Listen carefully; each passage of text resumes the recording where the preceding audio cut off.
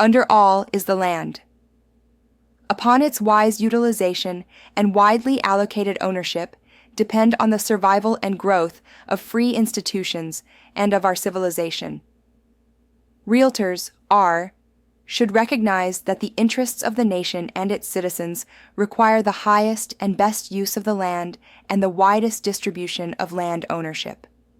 They require the creation of adequate housing, the building of functioning cities, the development of productive industries and farms, and the preservation of a healthful environment. Such interests impose obligations beyond those of ordinary commerce. They impose grave social responsibility and a patriotic duty to which realtors should dedicate themselves, and for which they should be diligent in preparing themselves. Realtors, therefore, are zealous to maintain and improve the standards of their calling and share with their fellow realtors a common responsibility for its integrity and honor.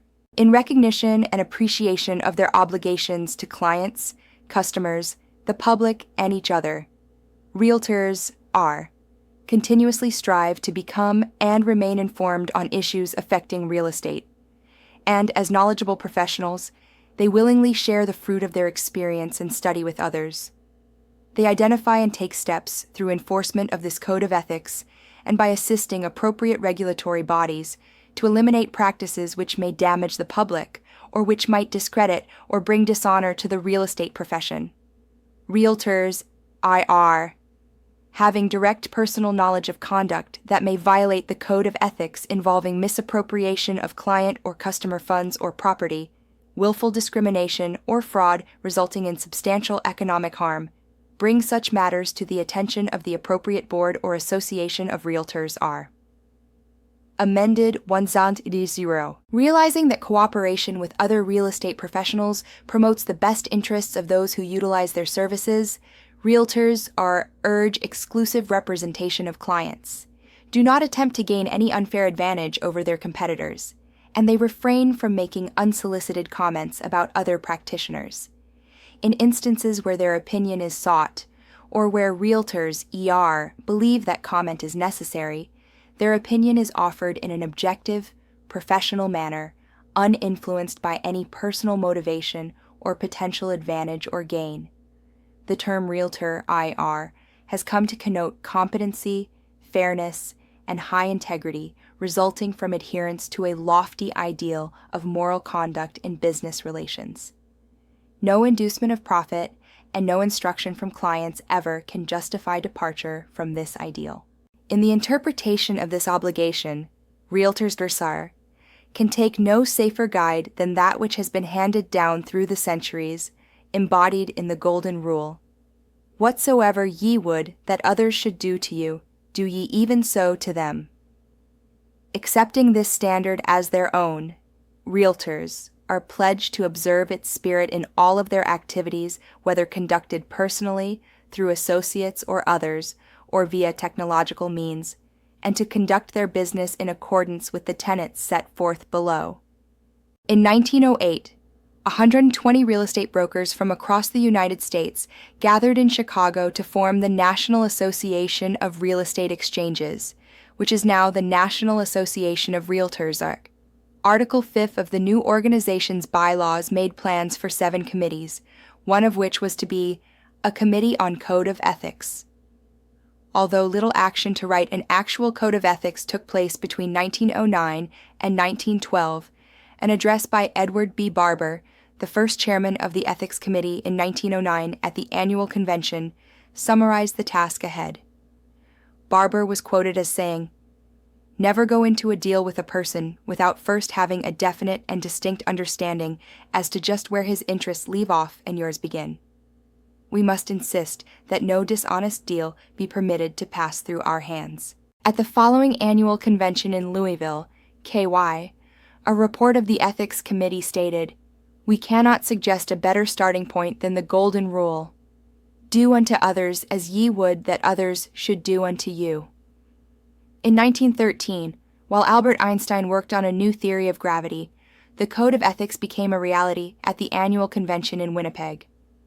Divided into 2 sections, the Code of Ethics was adopted with a recommendation to print and distribute to all members and be adopted by local boards.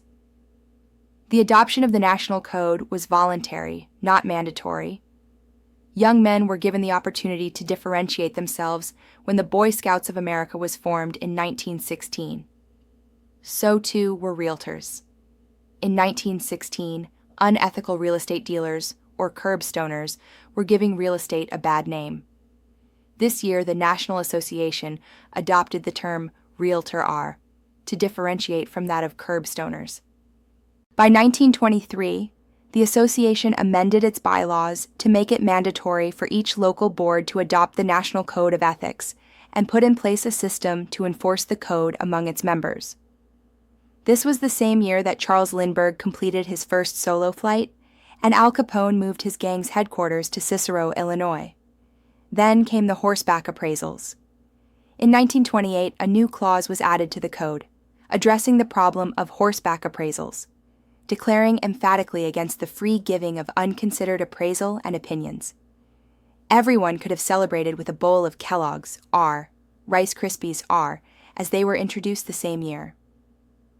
Also, the Home Builders and Subdividers Division adopted its own Code of Ethics in 1928 for the purpose of promoting and enforcing equitable relations between the subdividers and the public. In a patriotic speech from then, NAR President Cyrus Crane Wilmore said, "Realtors are determined that their sons in the armed forces shall come home to an America where private property and private business still survive."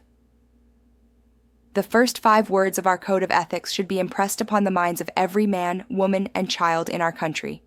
They are, "Under all is the land." In 1957, the same year that John Lennon met Paul McCartney, the Manila Realty Board in the Philippines requested permission to change some of the wording in the preamble to reflect their own country, changing a phrase from "the American way of life" to "the democratic way of life." NAR's legal counsel advised that boards outside of the U.S. should be permitted to adopt portions of the substance of the Code of Ethics to the laws and customs of the country in which the member board is situated. In 1963, the first edition of Interpretations of the Code of Ethics was published, and in 1973, the first Code of Ethics and Arbitration Manual was published. In 1974 came the first Spanish translation of the Code. Also in 1974, Article 10 was amended to say, "The Realtor shall provide equal professional services to all persons regardless of race, creed, sex, or country of national origin."